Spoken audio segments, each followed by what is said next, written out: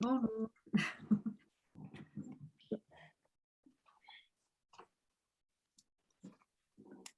Bon, du coup, bien, bonjour à tous. Alors, je vois qu'il y a encore quelques personnes qui nous rejoignent. On se donne encore quelques secondes pour que tout le monde puisse se connecter. Et puis, je vous propose de commencer sans plus tarder. Effectivement, ça rentre progressivement.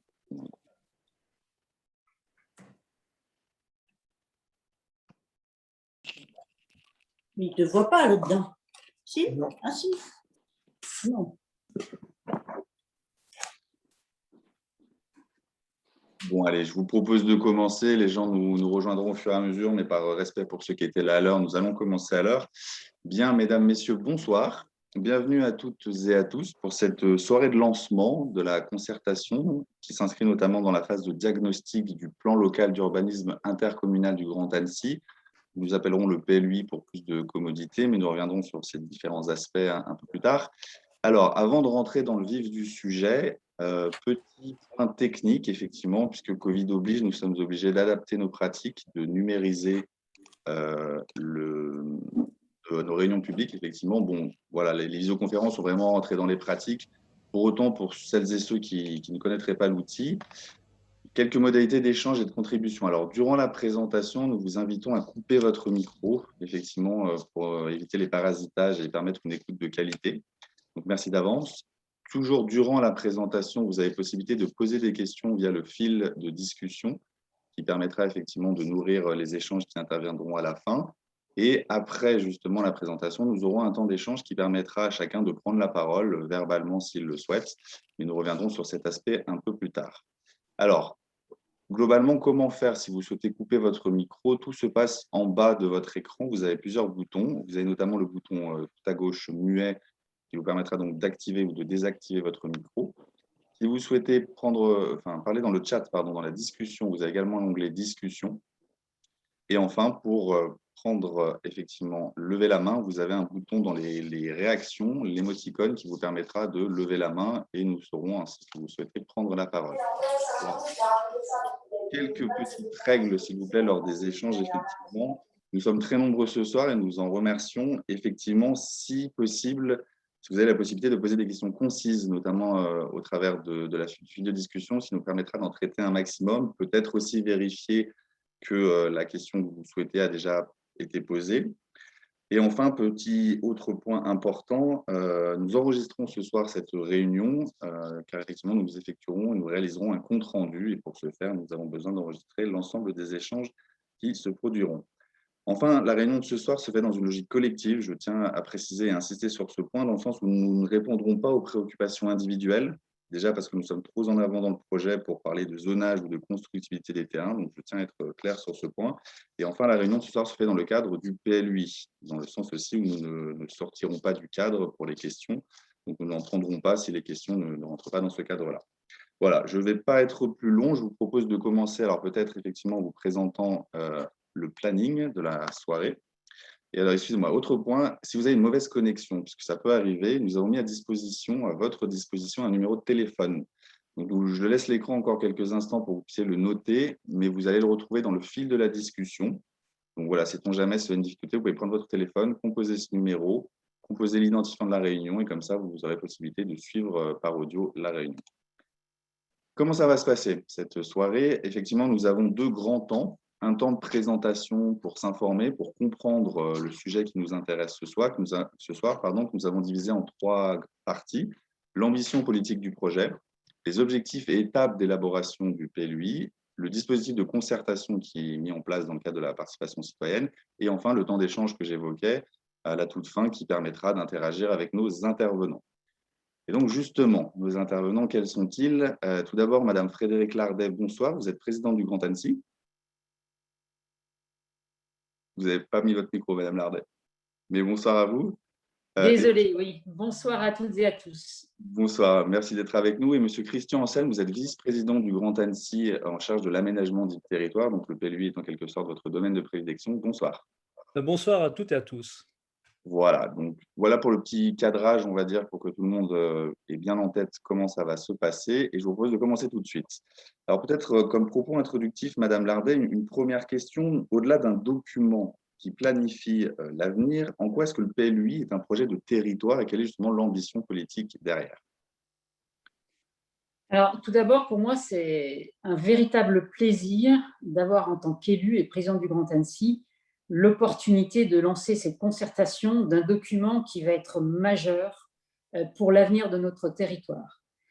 Donc, effectivement, ce document de planification, comme vous l'avez évoqué, c'est une opportunité pour nous tous, élus, avec vous, nos concitoyens, grands Annéciens, de pouvoir réécrire l'histoire de l'aménagement en matière d'urbanisme du Grand Annecy, dans lequel on retrouve 34 communes. Donc, ça veut dire quoi? Tout simplement, c'est fixer des règles générales d'utilisation à la fois des sols, savoir comment construire, où construire, comment nous allons demain mieux nous déplacer d'un endroit, d'une commune à l'autre, et puis aussi et surtout, mais ça je laisserai le plaisir à Christian, qui est notre homme de la situation en matière bioclimatique, de savoir comment et quelles règles nous allons nous fixer pour mieux protéger notre environnement dans le cadre de l'aménagement de notre territoire. Donc voilà en quoi c'est un projet qui, pour nous, retient l'ensemble de l'attention de nos élus, de nos maires, de nos communes et l'ensemble de nos concitoyens. Et c'est en cela que c'est un projet de territoire. Merci, Madame Lardet. Monsieur Anselme, quelques compléments ou... Oui. Oui, c'est vrai que c'est un document majeur pour notre territoire. Nous sommes confrontés à des défis importants, j'ai presque envie de dire énormes, en matière environnementale, de mobilité, d'habitat, sur un territoire qui est très attractif, qui attire beaucoup, mais qui est aussi un territoire contraint. Donc ce document, c'est l'occasion déjà de réfléchir à ce qu'on veut pour notre territoire dans les 10 ou 15 prochaines années, mais aussi à se donner les moyens à la fois de l'aménager, mais tout en le ménageant et en le préservant. Très bien. Alors, merci voilà, pour cette petite introduction. Très rapidement, nous allons vous proposer de passer effectivement à la deuxième partie. Donc, qu'est-ce que le PLUI du Grand Annecy, justement? Alors, comme dit l'adage, une image ou en l'occurrence une vidéo vaut mieux qu'un long discours. On vous propose une petite vidéo qui va vous poser les principes de ce qu'est un PLUI, en l'occurrence celui du Grand Annecy. Donc, on lance le visionnage et puis après, on reviendra peut-être sur certains aspects un peu plus précis.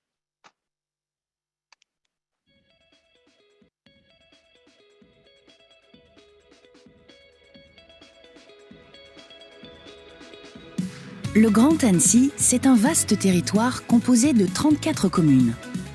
Nous sommes aujourd'hui plus de 200 000 à vivre sur cet espace situé au cœur d'un bassin de vie dynamique et inspirant. Le Grand Annecy, c'est aussi un territoire riche de la diversité de ses petites, moyennes et grandes communes, de ses paysages et de ses espaces naturels faits de lacs, de rivières et de montagnes. Aujourd'hui, se prépare l'avenir de notre territoire. Préserver la qualité de vie des habitants, maîtriser l'urbanisation, protéger l'environnement et l'agriculture, favoriser les déplacements doux, autant de défis que l'agglomération souhaite relever en construisant un projet qui permettra d'évoluer vers un territoire apaisé et de remplir les objectifs du plan climat-air-énergie territorial. Pour concrétiser ces ambitions et se donner les moyens de les mettre en œuvre, le Grand Annecy engage l'élaboration de son plan local d'urbanisme intercommunal ou PLUI. Le PLUI, c'est le document de référence en matière d'urbanisme. C'est un plan parce qu'il encadre les développements et préservations futures, local parce qu'il s'adapte à l'échelle et aux caractéristiques du territoire, d'urbanisme parce qu'il traite de l'organisation et de l'aménagement des espaces et réglemente l'utilisation du sol. Enfin, il est intercommunal parce qu'il s'agit d'un document unique couvrant l'ensemble des 34 communes de l'agglomération. Mais le PLUI du Grand Annecy va plus loin encore, pour une action à la fois plus complète, plus cohérente et plus efficace. Parce que l'habitat et les déplacements sont étroitement liés à l'aménagement du territoire, le PLUI du Grand Annecy intégrera le programme local de l'habitat et le plan de mobilité. Pour relever les grands défis environnementaux, le PLUI devient aussi bioclimatique. Doté d'une forte exigence environnementale, il déclinera notamment les dispositions du plan climat-air-énergie territorial. À partir de 2025, le PLUI du Grand Annecy constituera ainsi un outil réglementaire très complet, au service d'un développement cohérent, apaisé et respectueux de l'environnement, tout en préservant les grands équilibres territoriaux et les spécificités locales. L'élaboration du PLUI se veut progressive, étape par étape, pendant environ 4 ans. Tout d'abord, le rapport de présentation établit un diagnostic du territoire et un état initial de l'environnement. Ensuite, le projet d'aménagement et de développement durable, le PADD, définit les grandes orientations en termes d'habitat, de mobilité, d'environnement, d'agriculture et d'économie. Enfin, le règlement et le zonage traduisent les objectifs du PADD en fixant les règles d'utilisation du sol. Ils sont complétés par les orientations d'aménagement et de programmation, OAP, véritable guide pour favoriser la qualité architecturale, urbaine et paysagère des projets. Le PLUI intégrera aussi les programmes d'orientation et d'action, POA, Habitat et Mobilité, qui encadrent la mise en œuvre de la politique globale de l'habitat et des transports et déplacements sur le territoire, ainsi que des annexes sur l'assainissement, les déchets, mais aussi les servitudes d'utilité publique, etc. L'élaboration du PLUI est un travail de longue haleine qui nécessite la mobilisation de tous. Pour s'adapter précisément aux besoins du territoire et répondre à l'urgence climatique, il se construit avec les élus, les techniciens, les bureaux d'études, les acteurs du territoire, mais aussi avec vous. Vous êtes tous conviés à prendre part à l'élaboration du PLUI au travers de la concertation. Pour cela, rendez-vous en mairie ou sur le site internet dédié pour vous informer sur ce grand projet et contribuer à l'avenir de votre cadre de vie.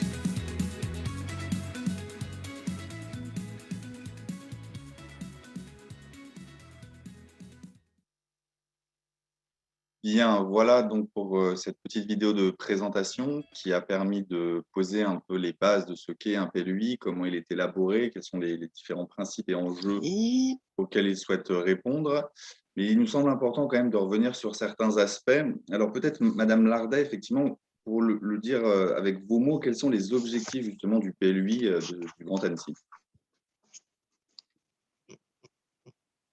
Alors, encore une fois, les objectifs que nous nous fixons aujourd'hui, c'est principalement de répondre à deux éléments qui sont pour nous majeurs. Un, apaiser le territoire. C'est un mot qui n'est pas vain. Nous savons qu'effectivement, nous avons une croissance démographique qui est très importante, du fait, parce que nous sommes privilégiés aussi, du fait d'une croissance économique qui est assez renommée au niveau de la France, puisque nous avons des entreprises qui aujourd'hui performent.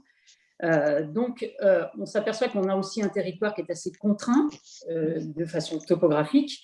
Et donc, tout ce que nous avons à faire aujourd'hui, c'est de savoir comment nous allons ne plus subir cette croissance démographique et comment nous allons effectivement devoir reconstruire notre territoire pour que nous puissions vivre de manière apaisée.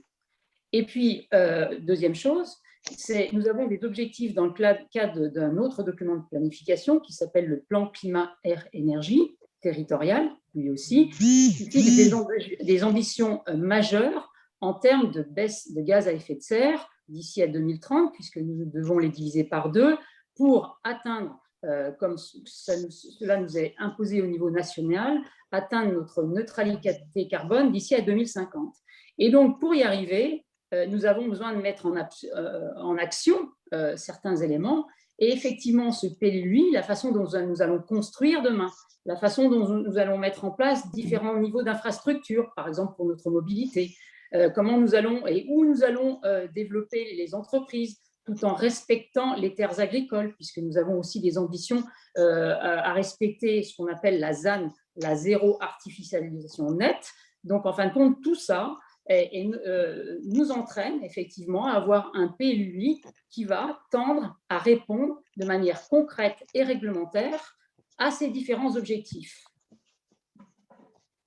Eh bien, merci en tout cas pour ces petites précisions. Alors justement, comme vous l'avez dit, il y a certaines notions qui sont rajoutées, si je puis dire, qui donnent une caractéristique très spéciale à ce PLUI. la dimension habitat, mobilité, bioclimatique, et vous avez fortement insisté sur ce point. Du coup, Monsieur Ancel, est-ce que vous pouvez expliquer quelles sont ces spécificités, en quoi elles sont importantes justement dans le cadre du PLUI du Grand Annecy? Alors, c'est vrai que ce travail, les élus ont décidé de le lancer en juin 2018, alors que nous n'y étions pas obligés, mais parce qu'il nous semblait indispensable de réfléchir à l'aménagement de notre territoire à une échelle qui soit bien plus importante que celle de l'échelle communale, au niveau donc de notre bassin de vie, ce qu'on appelle le Grand Annecy. Et tout de suite, on a compris qu'on devait intégrer les dimensions donc mobilité, hein, c'est répondre à la question comment aménager notre territoire pour que les gens se déplacent mieux demain, la notion d'habitat, hein, c'est-à-dire on construit pour qui, et puis la notion environnementale. Donc dès le début, on avait dit que notre PLUI serait HD, on parlait habitat, déplacement. Bon, le D était remplacé par mobilité, ça c'est la loi qui l'impose, mais on n'avait pas vraiment de sigle pour indiquer notre forte volonté de prendre en compte l'environnement. Donc au début du nouveau mandat, donc fin 2020, nous avons décidé que notre PLUI H, donc habitat, mobilité, sera aussi bioclimatique. Alors, que veut dire ce terme bioclimatique? Parce que c'est vrai que ça interpelle, on nous pose souvent la question. Bio, c'est la vie, hein, c'est-à-dire prendre en compte tout ce qui relève du vivant, la biodiversité notamment, et puis climatique, parce que évidemment, un des enjeux majeurs de notre génération, c'est de prendre en compte le réchauffement climatique et de lutter contre ce réchauffement climatique, de faire en sorte que, effectivement, qu'il soit le moins important possible, même si l'on sait très bien qu'hélas, ces températures vont augmenter à l'horizon 2050 et 2100, mais on a le devoir de faire en sorte qu'elles augmentent le moins possible. Donc, on a vraiment voulu, au début de ce mandat, afficher clairement notre volonté de prendre en compte l'environnement, et donc d'où ce sigle bioclimatique. Alors, merci pour ces précisions. Et c'est vrai que ce qui est intéressant dans ce que vous dites, c'est qu'aujourd'hui, on ne peut pas penser effectivement l'urbanisme sans penser l'habitat, sans penser les mobilités, et donc prendre en compte la dimension environnementale. Effectivement, le PLUI du Grand Annecy a vocation à avoir cette vision systémique, effectivement, dans la planification du territoire. Alors, peut-être une autre question. Il y a eu un dispositif qui avait été mis en place il y a quelques années qui s'appelait Imagine le Grand Annecy. Est-ce que, Monsieur Ancel, vous pouvez nous expliquer le lien qu'il y a justement entre le PLUI et la démarche Imagine le Grand Annecy? Alors, effectivement, ce sont deux démarches, il faut d'abord préciser, qui sont distinctes, mais forcément liées. Hein, il y a quelques mois, hein, ça commence en 2018, donc effectivement, il avait été lancé un projet de territoire en associant étroitement la population. Donc, vous avez les chiffres à l'écran, hein. Donc, 3000 habitants du Grand Annecy avaient participé. On avait organisé 9 grandes rencontres débats avec un grand atelier, 3 séminaires. Et donc, de ces réflexions, de ces échanges très fructueux avec la population, sont nés 90 objectifs. Le projet de territoire Imagine le Grand Annecy, il se traduit par 90 objectifs. Le premier objectif, c'était élaborer un PLU intercommunal, justement pour répondre aux préoccupations de nos habitants, pour prendre en compte tout ce qu'ils nous avaient dit pendant ces riches échanges. Donc, le PLUI s'inscrit bien dans un des objectifs. On dit que c'est en quelque sorte, c'est une continuité d'Imagine le Grand Annecy, mais c'est aussi un document à part entière qui va donner lieu à des échanges avec la population pour réfléchir spécifiquement aux questions d'aménagement du territoire. D'accord, merci pour ces petites précisions. Alors, je vois qu'on a déjà des questions sur le chat. Je vois aussi que de nouvelles personnes nous ont rejoints. Donc, bonsoir à tous, hein, merci d'être avec nous. Alors, peut-être pour continuer effectivement sur ce qu'est un PLUI, est-ce que, Chancel, vous pouvez nous expliquer quel est le calendrier, sur quelle durée ça va s'étaler, et quelles sont effectivement les grandes étapes du calendrier? Alors, le calendrier, effectivement, il s'affiche ici, hein. Donc, en principe, le travail se terminera début 2025. Alors, ça peut paraître long, mais tout simplement parce qu'il y a des délais incompressibles, hein. Aujourd'hui, on le voit sur la frise, on est au début, hein, le diagnostic territorial. Ensuite, donc, mais je ne vais pas reprendre ce qu'a montré la vidéo, hein. Donc, il y a un moment très important, parce que c'est vraiment le moment politique, c'est l'élaboration du plan d'aménagement et de développement durable. Donc, l'arrêt du document devrait se faire mi-2023. Et ensuite commence une phase, alors là, c'est plus vraiment les élus et la population qui travaillent, mais une phase, on va dire, plus administrative, plus officielle. C'est après l'arrêt du projet, l'enquête publique et la consultation des personnes publiques associées.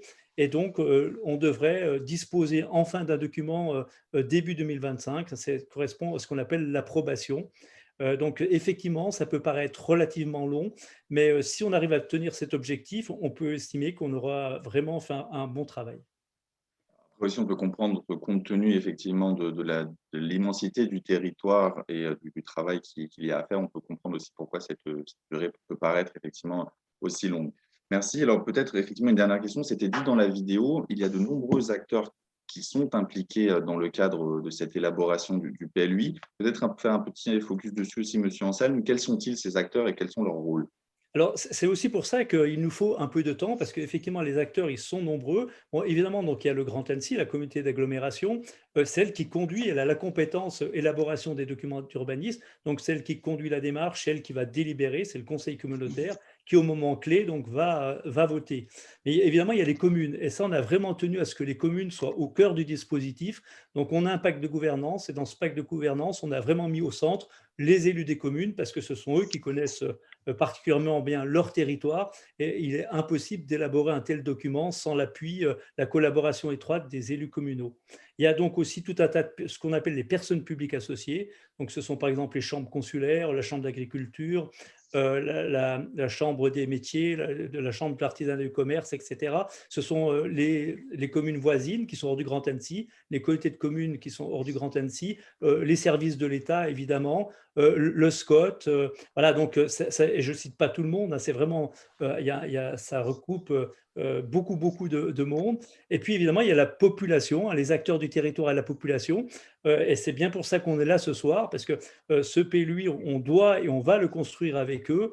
Et donc, on tient vraiment à les associer, comme pour la démarche du projet de territoire Imagine le Grand Annecy. On veut vraiment co-construire ce PLUI avec nos habitants. Voilà, c'est vraiment la co-construction est un mot d'ordre dans l'élaboration de ce PLUI. Alors voilà, on a terminé avec le temps de présentation et justement, comme vous l'avez vu, parmi ces acteurs, il y a les habitants, il y a vous qui nous regardez ce soir. Alors juste avant de passer justement à la dimension participation citoyenne et vous présenter le dispositif de concertation qui a été mis en place, j'ai juste une question de bonne compréhension. Peut-être, Monsieur Anselme, quelle est la différence finalement entre un PLU et un PLUI?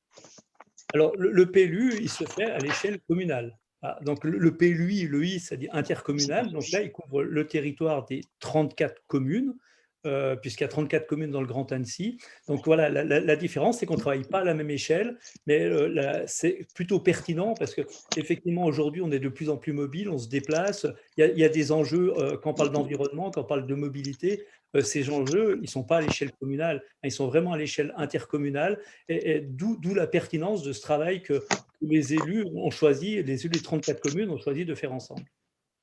Merci. Alors, il y a d'autres questions et je vous en remercie de nous en poser. Bon, on va attendre peut-être le temps d'échange, mais ça me semblait intéressant effectivement de clarifier ce point puisqu'on était vraiment dans le thème. Et effectivement, on vous propose de passer à la troisième partie donc, qui concerne effectivement la participation citoyenne et le dispositif de concertation mis en place, qui sont les moyens mis à disposition justement pour que vous puissiez vous informer et participer. Peut-être juste avant, Monsieur Anselme, rapidement, finalement, quels sont les objectifs de cette concertation qui intervient de manière continue? Alors, cette concertation, c'est vrai qu'elle a commencé, il faut le dire, dès juin 2018. Alors, peut-être qu'on n'a pas autant communiqué dessus, mais dès juin 2018, on a mis à disposition du public des registres dans toutes les mairies des 34 communes. Effectivement, cette concertation, elle a deux objectifs. Un, c'est informer. Informer clairement sur ce qu'on est en train de faire, sur les objectifs qu'on se fixe, etc. Et puis, il y a un deuxième objectif, c'est associer la population. Donc, c'est organiser, on le verra, des ateliers, c'est recueillir le sentiment de notre population sur sa manière de vivre, sur comment elle voit l'avenir de notre territoire, sur les points sur lesquels elle est attachée. Donc, il y a bien ces deux dimensions, une dimension information, une dimension vraiment échange avec la population. Merci pour ces éléments, puisque ça clarifie aussi l'objectif de la concertation et ça rejoint cette logique de co-construction qu'on évoquait. Alors du coup, justement, peut-être un point effectivement sur où en est-on justement de cette concertation qui s'inscrit dans un temps plutôt long ce soir. Oui, alors la concertation, elle a commencé donc dès le mois de juin 2018. Aujourd'hui, donc, on avance sur le diagnostic. Pour élaborer ce diagnostic, donc, on souhaite que la population aussi, elle nous donne son sentiment sur effectivement le diagnostic. En fait, c'est un état des lieux. Voilà, à l'instant donc T, hein, là on est début 2021. Comment vit notre territoire, quels problèmes il rencontre, à quelle tension il est soumis, mais aussi c'est parler de tout ce qui va bien, parce qu'on a aussi, on le dit peut-être pas assez, la chance de vivre dans un territoire qui est attractif, qui nous offre une qualité de vie qui est qui est quand même assez envié, et à juste titre, hein. Donc voilà, c'est faire un état des lieux et d'essayer d'en tirer des enjeux. À partir de cet état des lieux, quels sont les enjeux majeurs qu'on doit relever tous ensemble pour élaborer ce PLUI. Donc là, on en est vraiment à la phase diagnostic. Il y a d'autres phases qui vont suivre, et donc jusqu'à l'arrêt du PLUI, donc là, on est dans une phase de concertation active avec la population. Donc, on viendra régulièrement devant vous, habitants, pour échanger. Et puis, une fois qu'on a arrêté le projet, commence une phase plus individuelle, parce que la première partie, on a une phase collective, une phase plus individuelle, qu'on va dire qui est plus normée. Donc, il y a un enquêteur public. En fait, c'est une commission, parce que le territoire est vaste. Il y aura plusieurs enquêteurs publics donc, qui seront nommés par le tribunal administratif. Et là, à ce moment-là, les habitants, ils pourront faire leur observation, ils pourront rencontrer ces enquêteurs publics, ils pourront, sur les registres qui seront mis à leur disposition, faire des observations. Et ces observations, eh bien, on devra y répondre. Elles viendront éventuellement, comme les observations des personnes publiques associées que j'évoquais tout à l'heure, elles viendront peut-être modifier à la marge le document qu'on a arrêté. Et une fois que cette phase enquête publique sera terminée, on pourra, alors là, donc, en tenant compte de ce qui a été dit, approuver le document, et c'est juste après l'approbation donc il s'appliquera effectivement sur notre territoire. Voilà. Alors effectivement, comme vous pouvez le voir effectivement, sur le graphique, nous sommes à la phase de diagnostic, et ce qui est intéressant, c'est que ça permet de mobiliser l'expertise d'usage des habitants pour élaborer et co-construire ce diagnostic. Et genre justement, de quand à quand dure cette phase de diagnostic, la concertation sur la phase de diagnostic? Alors, comme les dates s'affichent, hein, c'est du 9 avril, donc ce soir, hein, c'est vraiment le début de la concertation pour le diagnostic. Et puis, donc, elle se terminera le 15 juin, donc c'est une période assez ramassée, hein, c'est 2 mois. Donc, 2 mois pendant lesquels on espère vraiment que la population va se mobiliser pour nous aider à enrichir ce PLUI pour apporter sa contribution à son élaboration. Et ce qui est intéressant, effectivement, et cela a déjà été dit, c'est qu'il y aura les autres phases aussi où la concertation pourra continuer.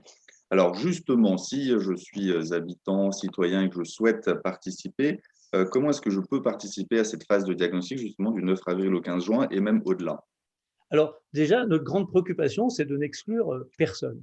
Donc, évidemment, il y a une phrase, on va dire, traditionnelle, il y a un mode de consultation traditionnel, c'est-à-dire que dans chaque mairie, au siège du Grand Annecy, donc à Annecy, dans les relais territoriaux, donc il y a des documents qui seront déposés à destination de la population, et d'ailleurs, ils seront disponibles, je le signale, à partir du milieu de la semaine prochaine. Donc, on a élaboré un guide des règles du jeu pour que la population comprenne bien la démarche, et puis comment elle peut s'impliquer dans cette démarche. Il y a un questionnaire qui sera aussi mis à disposition des habitants avec une urne dans laquelle ils pourront donc déposer leur questionnaire une fois qu'il sera rempli. Et puis, il y a le fameux registre qui est en place déjà depuis plusieurs mois, donc qui est à disposition dans toutes les mairies, sur lesquelles ils peuvent effectivement faire leur observation. Donc, on va dire ça c'est la phase de concertation plutôt traditionnelle, mais évidemment, il y a une phase plus numérique, donc qui consiste qui a consisté à créer un site, donc grandannecyplui.fr, hein, donc l'adresse elle s'affiche. Or, je sais que certains nous ont fait remonter quelques difficultés pour s'inscrire à la réunion de ce soir, donc je m'en excuse, mais on travaille, on va essayer de le rendre effectivement peut-être un peu plus intuitif. Et je fais un petit clin d'œil à Alexandre qui me l'a aussi signalé. Donc, sur ce PLUI, sur ce site du PLUI, eh bien, il y a effectivement les mêmes informations. Donc, le guide des règles du jeu, le questionnaire, il y aura un registre en ligne, et puis surtout une carte collaborative qui est déjà en place, donc sur lesquelles on peut indiquer, on peut aussi faire des réflexions, mais l'avantage, c'est qu'on les localise. Donc voilà, à tel endroit, pour nous, il y a un enjeu majeur en matière environnementale. Là, il y a un vrai enjeu en termes d'agriculture, etc. Donc, cette carte collaborative, effectivement, on la trouve que sur le site. Et puis, il y a aussi un agenda des rencontres, hein, les grandes dates de la concertation, elles vont apparaître sur ce site PLUI du Grand Annecy. Effectivement, alors vous aviez un peu évoqué cette dimension, mais quelles sont finalement les prochaines rencontres à venir? Alors, les prochaines rencontres, eh bien donc, dans les prochaines semaines, au cours de ces 2 mois que va durer la concertation pour le diagnostic, on a prévu d'organiser des ateliers thématiques. Alors là, on va être obligé, à cause du contexte, de les faire aussi de la même manière, en visio. Donc, il y a 3 grandes thématiques qui seront abordées. L'économie, hein, donc avec la population, on propose de réfléchir au bien entreprendre, au bien visiter. Donc, bien entreprendre, ça renvoie évidemment à l'économie productive, hein, l'industrie, l'artisanat, le commerce. Bien visiter, c'est le tourisme, et bien cultiver, l'agriculture. On va parler aussi des proximités, comment mieux consommer, comment mieux se déplacer, comment mieux habiter. Hein, c'est les thèmes que j'évoquais un peu plus tôt. Et puis l'aménagement, hein, comment mieux aménager, comment mieux maîtriser l'urbanisation, c'est ce que dit notre présidente, et comment rechercher de meilleurs équilibres, rechercher des cohérences entre l'habitat, la mobilité, entre la préservation de l'environnement. Voilà, ça nous semble être des thèmes vraiment très importants et on souhaite les aborder, bénéficier de l'apport de notre population. Moi, j'ai souvent l'habitude de dire que les vrais experts, ils sont parmi notre population et donc on ne veut surtout pas se priver de cette précieuse expertise. Alors, ce qui est intéressant dans ce que vous dites, c'est effectivement dans la phase de concertation, il y a des temps pour s'informer, un peu comme ce soir, échanger et aussi pour construire et réfléchir ensemble. Justement, c'est dans ce cadre-là que les ateliers thématiques interviennent.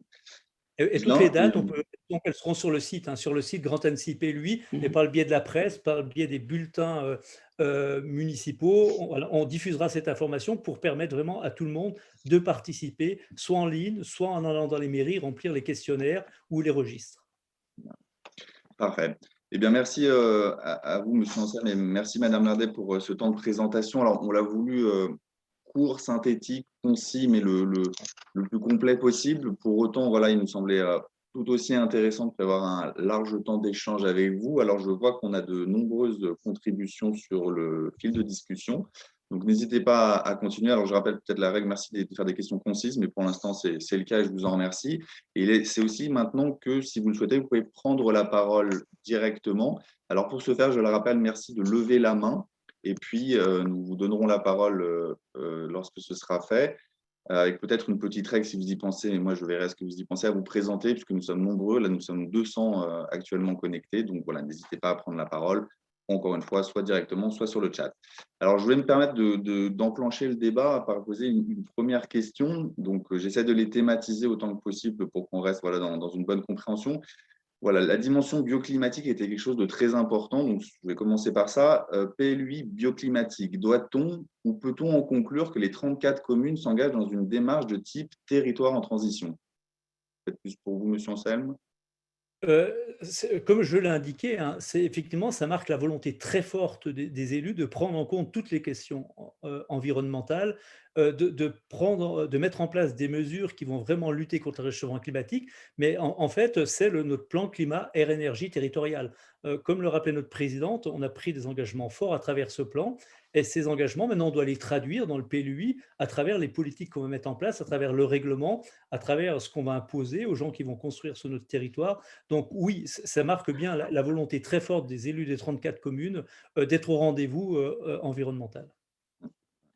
Merci, Madame Lardet, vous me faites un petit signe si vous souhaitez compléter. Alors du coup, autre thématique qui concerne forcément le PLUI, qui est même, j'ai envie de dire, sa première thématique de base, et voilà une question qu'on peut entendre souvent, comment éviter la surconstruction avec justement l'idée de préserver la qualité de vie et son cadre? Alors, oui, laissez répondre. Madame Lardet, je vous en prie. Auquel elle est très attachée. Madame Lardet. Oui, c'est vrai, parce qu'en fin de compte, c'est un sujet, Christian a eu, en tant que maire aussi, la commune nouvelle de Filière a eu les mêmes interpellations de ses habitants. Tous les maires sur nos 34 communes ont été interpellés pendant les campagnes municipales pour nous dire « attention, stop à la bétonisation ». Donc, encore une fois, quand on a un territoire qui a la chance, comme nous, d'avoir une croissance économique, et même, on voit bien l'intérêt en période Covid, hein, puisque nous sommes l'un des territoires qui a le mieux amorti la crise Covid et la crise sanitaire à la fois et la crise surtout économique. On s'aperçoit que qui dit développement économique dit développement démographique. Alors tout l'enjeu, et je l'avais dit dans mon introduction, c'est de savoir comment on va construire demain pour rendre acceptable cette construction. Et c'est tout l'enjeu du travail que nous allons faire ensemble, et notamment dans les différentes tables de concertation, comment nous allons effectivement construire différemment, construire mieux, et construire mieux dans deux sens, c'est-à-dire peut-être aussi en termes de visuel, et ça j'insiste énormément, puisque nous sommes un territoire aussi touristique. Et donc, notre enjeu à nous, c'est de faire en sorte, de garder la singularité de nos communes et nos villages, en matière architecturale, et puis trouver et dégager quel sera demain le patrimoine architectural du Grand Annecy et de nos 34 communes qui inciteront nos touristes à aller visiter d'autres quartiers que la rue Sainte-Claire à Annecy. Donc ça aussi, c'est quelque chose de très intéressant pour nous. C'est comment réinventer notre architecture, comment créer un nouveau patrimoine. Nos ancêtres nous en ont laissé un certain nombre, voilà, identifiés, que les touristes apprécient, que nous, les Annéciens et les grands Annéciens, nous apprécions dans chacune de nos communes. Et donc, l'idée, c'est de travailler. C'est pour moi une opportunité qui s'ouvre à nous, qui était assez extraordinaire. On n'a surtout plus envie d'avoir des cubes qui sont juxtaposés les uns à côté des autres. Nous avons peut-être une autre vision à proposer, avec plus de végétalisation, plus d'aération. Alors, effectivement, c'est compliqué. Vous allez me dire comment construire plus pour vivre mieux. Je crois qu'on a effectivement quelques projets dans certains quartiers qui déjà nous laissent un grand espoir, avec des architectes qui travaillent différemment. Et puis de savoir aussi travailler mieux avec les promoteurs pour que nous travaillions plus au coup par coup, mais dans une réflexion générale, élus, promoteurs, citoyens, pour qu'effectivement cette construction nécessaire soit rendue acceptable pour nos yeux, mais aussi pour notre vie du quotidien. Madame Lardé, si je peux me permettre, vous m'entendez? Oui, bonsoir monsieur. Si vous... Oui, bonsoir, René Gavilla à Taloir. Est-ce que vous vous souvenez du rapport qui avait été sorti il y a une dizaine d'années? Alors, excusez-moi monsieur, pardon, vous avez levé la main? Excusez-moi, parce que je n'ai pas eu la notification que vous avez levé la main. Non, oui. Vous n'avez pas levé la main. Alors, excusez-moi, je vous le demande, hein, vous laissez la parole, pas de problème, mais merci de bien penser à lever la main, parce qu'on est quand même nombreux ce soir. Excusez-moi. Je vous en prie. Alors, voilà, je vous en prie. Bon, excusez-moi. Est-ce que vous vous souvenez du rapport qui avait été sorti par Madame Cousin, architecte des Bâtiments de France, il y a une dizaine d'années, quand effectivement les élus avaient essayé de classer la cluse du lac d'Annecy au patrimoine mondial de l'UNESCO? Est-ce que vous vous souvenez de ce rapport? Je me souviens surtout des conclusions de justement. l'UNESCO. Est-ce que ces conclusions ne pourraient pas nous permettre effectivement de rebondir dessus? Voilà, effectivement, c'est le rôle du PLUI, hein, c'est de savoir où est-ce qu'on doit construire, comment on doit construire, pour aussi préserver notre environnement et en particulier le lac. Donc, c'est tout l'enjeu des concertations que nous allons avoir. Un des grands principes que nous allons poser pour ce PLUI, hein, donc HM comme mobilité, je le dis toujours et souvent, il faut commencer par le M, mobilité. Où est-ce qu'on positionne les infrastructures, où est-ce qu'on les crée pour faire en sorte qu'effectivement on puisse donner l'opportunité à nos habitants d'avoir à disposition, à proximité de leurs habitations, une mobilité facile d'usage pour laisser le plus possible leur voiture au parking. Et pour ça, il faut d'abord penser mobilité et ensuite construire là où la mobilité en transport en commun sera facile à exploiter, à des coûts raisonnables. Donc voilà, on va inverser le paradigme. Jusqu'à présent, on construisait, on subissait cet essor démographique. Nous, on inverse le paradigme. On a cette opportunité dans ce PLUI de dire on inverse la tendance, c'est-à-dire où est-ce qu'on positionne la mobilité pour faire en sorte qu'un principe de base, qui a été exposé d'ailleurs dans le cadre d'Imagine le Grand Annecy, on puisse travailler sous format archipel, et avec des archipels qui permettent et qui nous permettent en tant qu'habitants d'avoir un parcours, ce qu'on appelle la construction, enfin en tout cas la construction d'un territoire dans le quart d'heure de proximité. C'est-à-dire d'avoir un commerce de proximité dans un quart d'heure, dans un rayon d'action, en mobilité douce si possible, d'avoir effectivement une capacité de vivre dans ce quart d'heure de proximité. Donc c'est un petit peu l'enjeu, hein, c'est comme avait dit Christian Anselme, on a bien entendu, on a bien écouté le projet de territoire issu d'Imagine le Grand Annecy, qui a abouti à la création de ces archipels, entre guillemets, mais Christian nous expliquera ça veut dire quoi, archipel, et puis ensuite, effectivement, de prendre en considération cette notion de dire aujourd'hui, on n'a plus envie de faire de longs parcours en voiture, ou de longs parcours en transport en commun, peu importe, hein, on n'a plus envie de passer 1 heure, 2 heures dans nos voitures, dans les transports en commun, pour rejoindre notre domicile et notre travail ou aller faire des courses. Donc, c'est le principe du quart d'heure de proximité sur lequel nous aurons à travailler dans le cadre de ce PLUI. Christian, si tu veux rajouter. Non, mais oui, je crois que l'enjeu majeur, effectivement, c'est pas étonnant qu'on commence par là, c'est on a bien tous compris qu'on va devoir aménager désormais autrement. Et quand je dis aménager autrement, ça sous-entend effectivement rendre nos bourgs, rendre nos villes vivables, permettre aux gens de garder une certaine qualité de vie, de prendre en compte aussi le réchauffement climatique, hein, des îlots de fraîcheur, bien sûr parler de mobilité. Alors, ça ne veut pas dire qu'on va arrêter de construire, mais on doit construire autrement, on doit préserver nos grands espaces agricoles, on doit préserver nos paysages, parce qu'il y a des paysages magnifiques. Il faut qu'on s'interroge sur ce qu'on doit faire au bord du lac ou ne pas faire, hein, puisque M. Talloire, c'est un peu ce qui sous-entendait qu'on avait trop urbanisé le lac. Donc, oui, c'est autant de questions auxquelles on devra trouver des réponses, mais on a la volonté, effectivement, de reprendre le contrôle, hein. C'est ce que dit notre président. Et c'est ce que nous avait dit la population lors du projet de territoire. Il faut qu'on reprenne le contrôle, qu'on soit peut-être un peu plus dirigiste, hein, qu'on impose notre point de vue dans la qualité architecturale, dans la qualité de vie de nos habitants. Ce sont vraiment des enjeux qui sont au cœur du PLUI. Oui, si je peux juste me permettre, là, sur ce rapport de Madame Cousin qui avait été sorti, elle avait cité qu'un seul mot, médiocrité. Médiocrité des constructions. Elle avait comparé le lac d'Annecy avec les lacs italiens, je ne sais pas si vous vous souvenez, et nos chers élus, ce rapport, ils l'ont vite enterré. Alors qu'il aurait pu quand même leur servir de trame pour effectivement améliorer les choses.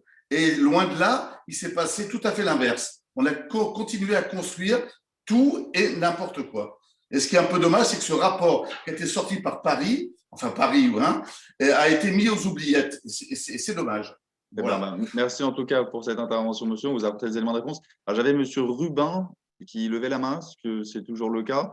Monsieur Rubin, si vous souhaitez prendre la parole. Ah non. Ouais, j'avais levé la main, mais bon, Madame Dardel a répondu plutôt à ma question. C'était par rapport à la mobilité, parce que c'est vrai qu'aujourd'hui, quand on écoute un petit peu le développement de Christian, enfin de Monsieur Anselme, c'est vrai qu'il tout est bien, mais j'ai l'impression de revivre un petit peu quand on a construit le SCOT.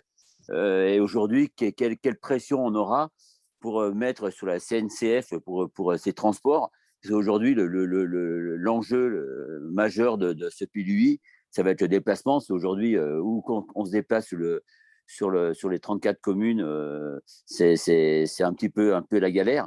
Et donc aujourd'hui, construire ce PLUI, c'est sûr que c'est un enjeu majeur.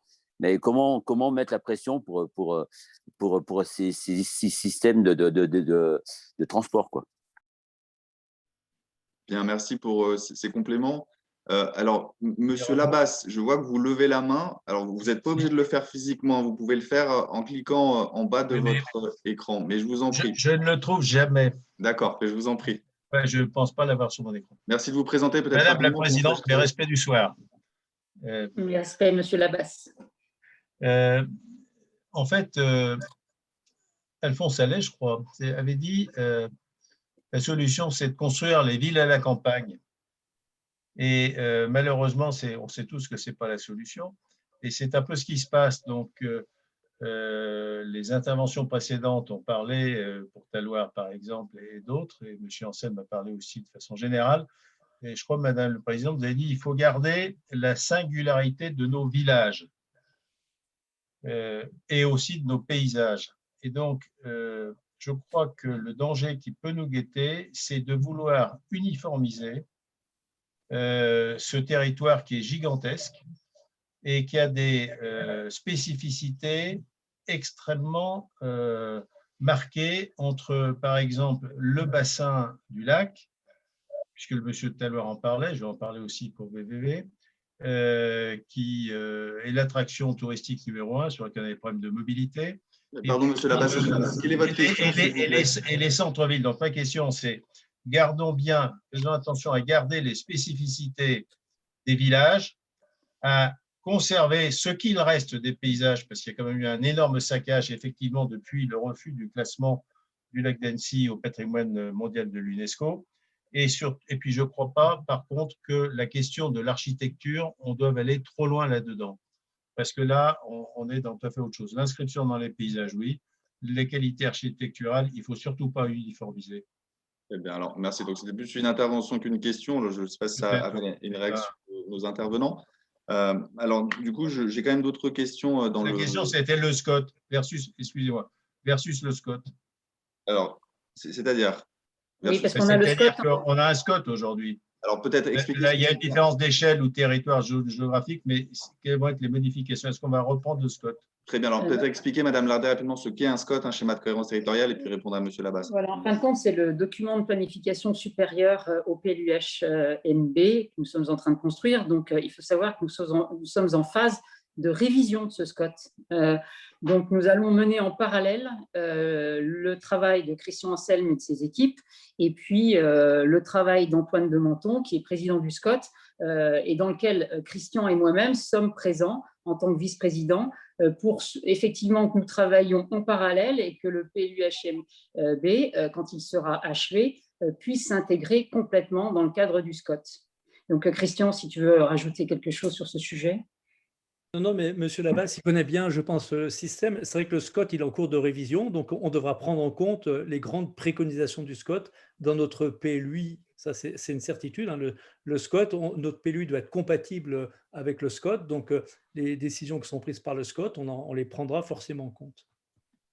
Très bien, merci. Alors, j'ai vu, Monsieur Rubin, que vous avez levé la main, mais on va essayer quand même de prendre un maximum de questions pour laisser un maximum de personnes participer. Alors, justement, sur les échanges que nous évoquions, sur la question des mobilités, vous l'avez dit, Madame Lardet, c'est quand même un axe c'est un enjeu structurant, la mobilité. Quelle sera la place de la voiture dans le PLUI et la place du vélo? Et aussi une question peut-être sur les parkings, mais quels parkings, où sont les garages dans les copropriétés nouvelles? Donc, sur la partie, quelle est la place du vélo et de la voiture dans ce nouveau PLUI? Dans ce PLUI, même, il n'est pas nouveau.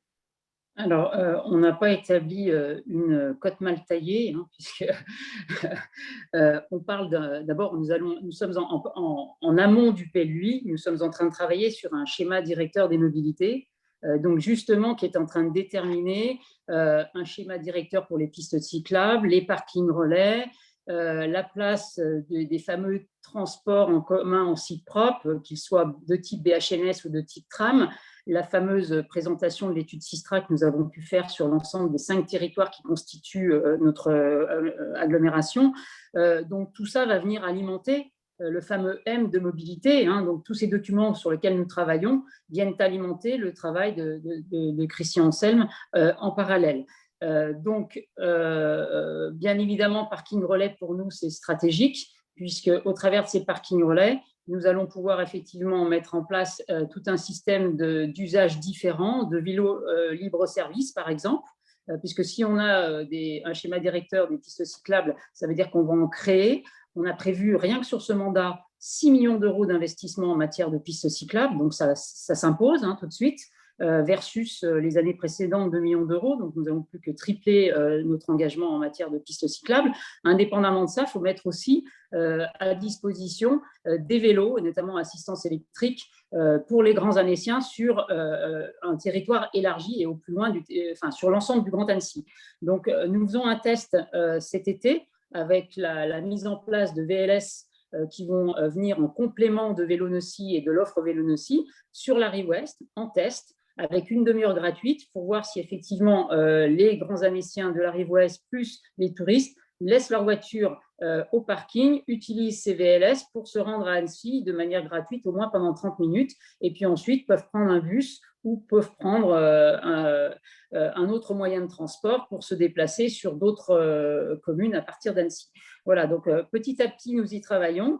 Donc, quelle est la place réelle? Personne ne peut le dire puisque nous sommes en train de le construire. Nous sommes en train de construire ce PLUI.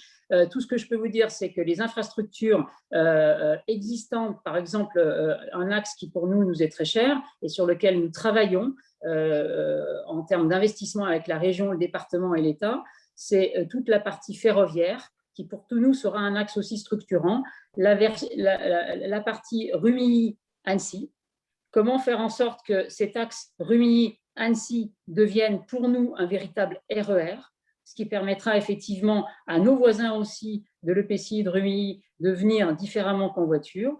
Pareil pour nous, Christian étant concerné aussi sur Saint-Martin-de-Bellevue, nous travaillons à la réouverture et au financement de cette réouverture de la gare de Saint-Martin-de-Bellevue pour que nous puissions développer l'axe ferroviaire sous format RER entre Annecy, Pringy, Saint-Martin-de-Bellevue et Groisy.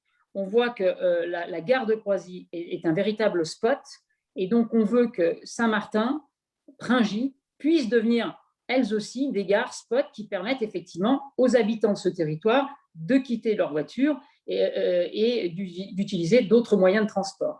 Donc nous envisageons par exemple de réfléchir à un nouveau parking relais, ou en tout cas à l'agrandir sur la gare de Groisy, puisque là, il y a un véritable lien, hein, de se dire si cette gare est amenée, comme ça, celle de Saint-Martin-de-Bellevue, à s'agrandir demain, eh ben, faisons en sorte effectivement qu'une partie du territoire de filière puisse déposer leur voiture sur ces parkings relais pour ensuite prendre le train, soit aller en direction de Genève, soit aller en direction d'Annecy. Donc voilà, tout ça se construit et tout ça va venir en même temps alimenter le PLUH-M dans sa partie M. Très bien, merci pour ces éléments de réponse. Alors, je vois qu'il y a une personne qui a levé la main, deux même. Alors, je vais commencer par Emmanuel Michaud. Excusez-moi, votre nom, ça n'apparaît pas complètement sur mon écran. Je vous en prie. Merci de vous présenter peut-être rapidement, qu'on sache qui vous êtes. Oui, bonjour. Donc, Emmanuel Michaud, moi j'habite Annecy-le-Vieux. Je suis un peu spécialiste d'espace naturel et biodiversité dans lequel j'ai fait toute ma carrière. J'aimerais savoir un peu quelle ambition vous voulez donner justement en matière de biodiversité face à l'érosion de celle-ci.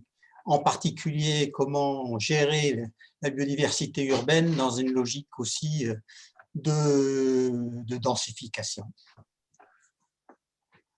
Alors, il y a plusieurs outils, hein. Donc, déjà, c'est bien prendre en compte la trame verte et bleue, hein. C'est protéger les corridors écologiques qu'on a repérés. Il y a un travail qui est en cours, mais bon, depuis des années, on travaille sur ces sujets. C'est effectivement favoriser la nature ou préserver la nature en ville, hein. Ça, c'est un volet très important qui est conduit notamment par la ville d'Annecy également, hein. Mais c'est comment faire en sorte de préserver cette nature qui est encore présente en ville, cette biodiversité qu'on trouve en ville. Ça consiste à protéger l'agriculture, parce que n'oublions pas que la biodiversité, l'agriculture, elle a une place centrale, et puis ça renvoie aussi à la notion nourricière de la terre. Donc, c'est préserver les espaces naturels, c'est avoir une politique forte sur la forêt. Mais attention, le PLUI, il ne peut pas tout dire, hein. Le PLUI, à la fin, c'est quand même un zonage, un règlement. Donc, effectivement, dans le zonage, on pourra préserver les espaces naturels, les zones humides, hein, mais c'est comme pour la mobilité, hein. C'est pas le PLUI qui va faire la politique mobilité, c'est pas lui qui va faire notre politique environnementale. Il pourra traduire cela graphiquement ou par le règlement en imposant des règles pour aller dans le sens que l'on souhaite. Mais ces politiques, elles s'élaborent aussi parallèlement au PLUI. Mais oui, il y a bien la volonté de protéger fortement les espaces agricoles et naturels et plus généralement la biodiversité. Merci pour ces éléments. Alors, j'essaie de balayer un peu toutes les thématiques, hein, comme ça, on puisse avoir un spectre large. Donc là, ça concerne effectivement peut-être plus la notion de temporalité. Pardon. Si le PLUI est voté en 2025, comment éviter que des projets adoptés dans ce délai de 5 ans ne soient pas contraints aux objectifs qui sortiront du PLUI, ne soient pas contraires, pardon, aux objectifs qui sortiront du PLUI, par exemple un investissement pour une station de ski ou une autoroute? Alors, on aura des outils, hein. Là, je suis désolé, hein, c'est un peu technique ce que je vais dire, mais lorsqu'on aura approuvé le PADD, on pourra utiliser ce qu'on appelle un sursis statué. Donc, éventuellement, on aura la possibilité de dire non à des projets, effectivement, qui ne vont pas dans le sens où l'on souhaite aller, qui sont contraires aux objectifs qu'on se sera fixés dans ce plan d'aménagement et de développement durable. Voilà. Donc ça, c'est la réponse, hein, évidemment, avec l'accord des élus, hein, parce que le Grand Annecy, il ne fait rien sans l'accord des élus communaux. Mais si un projet qui arrive dans une commune et que cette commune, elle dit non à ce projet parce qu'effectivement, c'est totalement contraire à nos objectifs, on aura les moyens d'arrêter ce projet. Merci pour ces éléments. Alors, Monsieur Détriche, je vois que vous venez de lever la main, je vous en prie. Oui, bonjour, Jean-Pierre Dietrich, Conseil de développement espace citoyen à Annecy. Je me demandais quels étaient les impacts, enfin la possibilité dans le PLUI et de tous ces acteurs de négocier avec le département et la région, que ce soit pour l'implantation de nouveaux lycées, notamment par exemple à Saint-Joriot, si on voulait inverser des flux de mobilité, ou avec le département pour l'aérodrome, pour savoir ce qui va devenir et comment l'intégrer dans ce schéma, ce grand schéma, par exemple, du Grand Annecy. Alors, je vais peut-être prendre la réponse sur Saint-Joriot, en tant que Saint-Jorienne. Alors non, ça, effectivement, ça, ce sont des négociations bilatérales avec la région. Donc déjà, il faut que les maires, on soit bien d'accord, mais ça a été en tout cas, je sais que les maires de la rive ouest ont participé à un déjeuner avec l'actuel président de la région, Laurent Wauquiez, pour évoquer effectivement l'utilité de développer un lycée sur la rive ouest ou à déterminer pour effectivement faire en sorte qu'on puisse inverser les flux et surtout avoir moins de mobilité école, direction Saint-Michel, Berthollet, etc. Donc ça ne rentre pas forcément dans le PLUI, c'est plutôt des négociations qui sont en cours avec la région. Idem, le département maille un petit peu le terrain des collèges.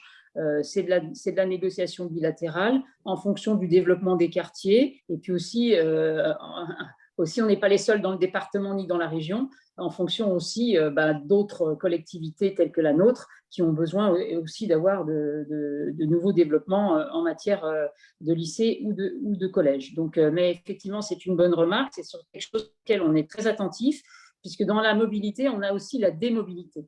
Et c'est un de nos enjeux aussi. Se bouger, avoir moins à bouger et bouger mieux. Voilà, améliorer nos usages. Donc, dans le moins de mobilité, et ça, c'est une ligne de conduite qu'on s'est tous fixée en tant qu'élus du Grand Annecy, à toujours se dire comment on peut être plus sobre en consommation, à tous les points de vue. Parce que la réussite dans le cadre de notre PSAET, des objectifs à atteindre, passera forcément aussi par une réduction de notre consommation.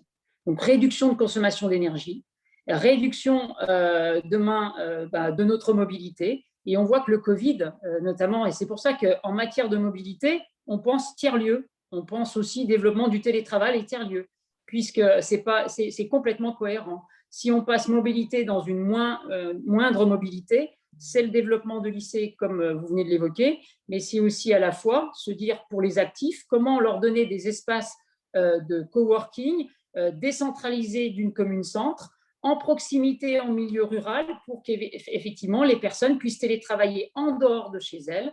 Et donc, c'est pour ça qu'on a inscrit dans le cadre du contrat plan État-région, au niveau du Grand Annecy, un budget d'environ 7 millions d'euros pour développer des tiers-lieux, en particularité sur les extrémités de nos territoires du Grand Annecy.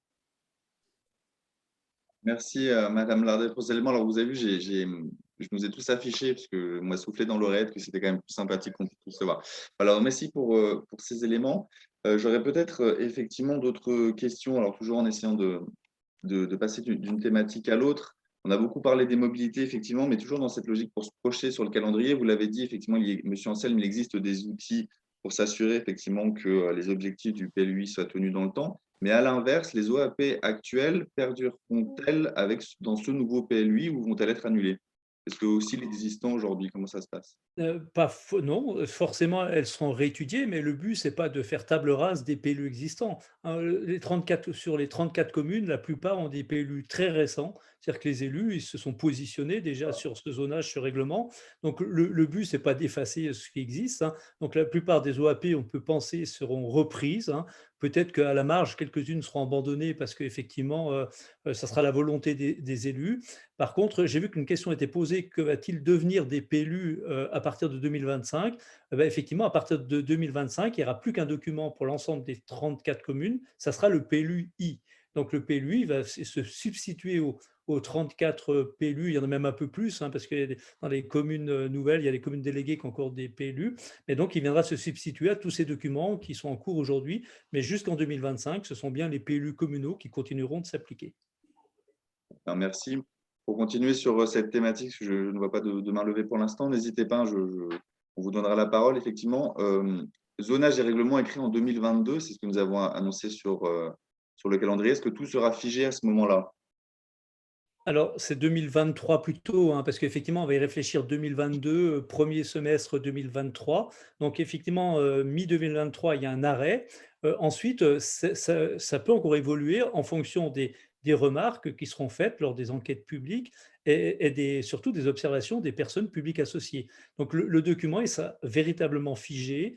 lorsque le conseil communautaire se prononcera, on espère fin 2024. Hein, c'est à l'approbation que le document est figé, mais entre l'arrêt et l'approbation, le document il peut encore évoluer. Très bien, merci pour ces éléments. Personne ne veut lever la main, effectivement. Alors, s'il y a des sujets que vous souhaitez voir abordés, qu'on n'aborde pas, n'hésitez pas. Je le répète, je vais essayer d'être le plus complet, le plus large possible. Alors, on avait quand même quelques questions, effectivement, sur la partie concertation, qui est quand même ce qui nous intéresse. Donc, imagine le Grand Annecy, c'était 3000 personnes consultées sur un bassin de 200 000. Ça fait 1,5% de la population. Comment mieux faire pour la co-construction du PLUI? Ça, c'est un véritable défi qu'on a en matière de communication, hein, nous au niveau communal comme au niveau du Grand Annecy. Évidemment, notre volonté, c'est d'associer le plus grand nombre, d'associer la population dans sa diversité.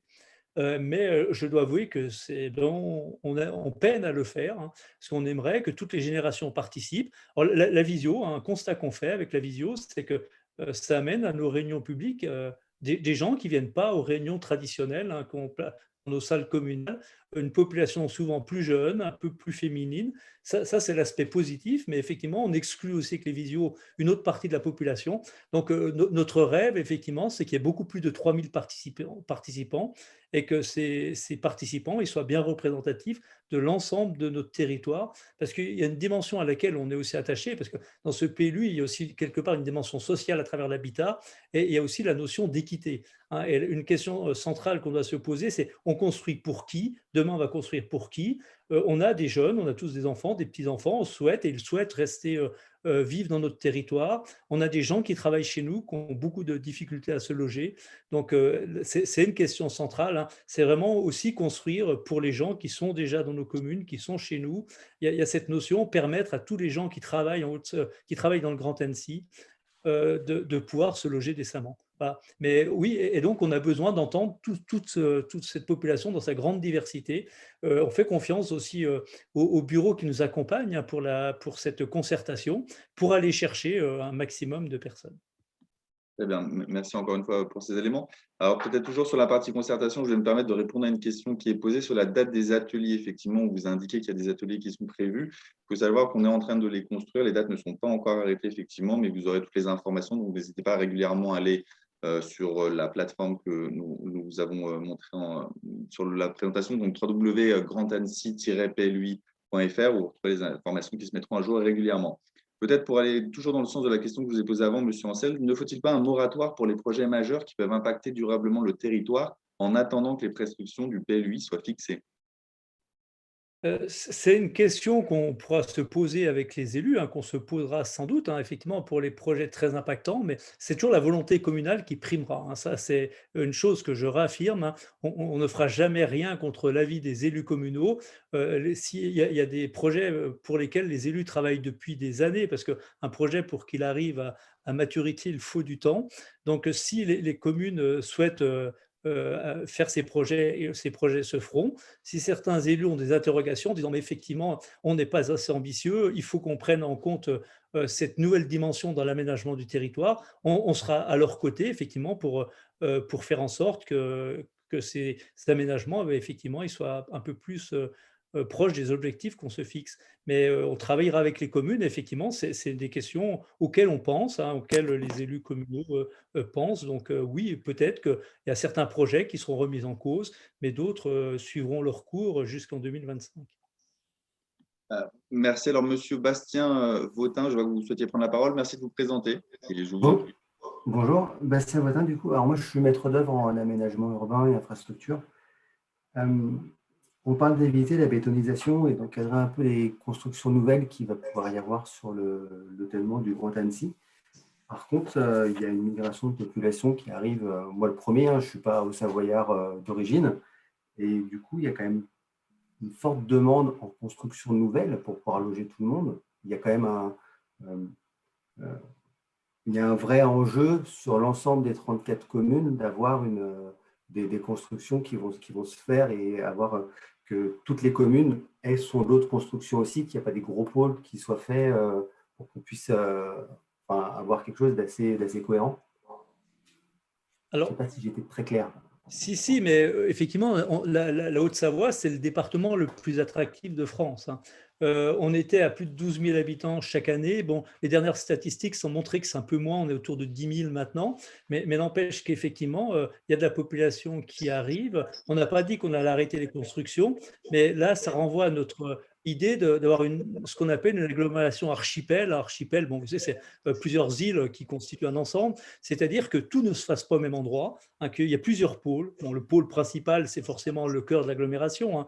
Donc la commune nouvelle d'Annecy, puis les communes qui sont juste autour, mais c'est de permettre aussi des constructions dans des pôles secondaires, hein. Je pense à Albi-sur-Chéran, à Groisy, à Thoranglières, que je connais bien, peut-être à Saint-Félix, voilà. Mais ça sera aux élus de le définir. Mais effectivement, l'idée, c'est de permettre aux gens de pouvoir vivre correctement avec des emplois, avec les services dont ils ont besoin, avec les transports dont ils ont besoin, à portée de leur porte, hein. On parle souvent de la ville du quart d'heure, c'est-à-dire qu'en un quart d'heure, ils puissent effectivement trouver tous les services dont ils ont besoin, accéder à un transport en commun, et puis l'idéal, un emploi. Donc oui, bien sûr qu'on réfléchit à cette armature urbaine, mais on n'a jamais dit qu'on allait arrêter de construire, mais on éprouve le besoin, et vous aussi, de construire autrement, hein, peut-être de faire accepter cette densité, parce qu'effectivement, on construit de manière beaucoup plus dense, et cette densité n'a pas forcément été pensée en termes de qualité de vie.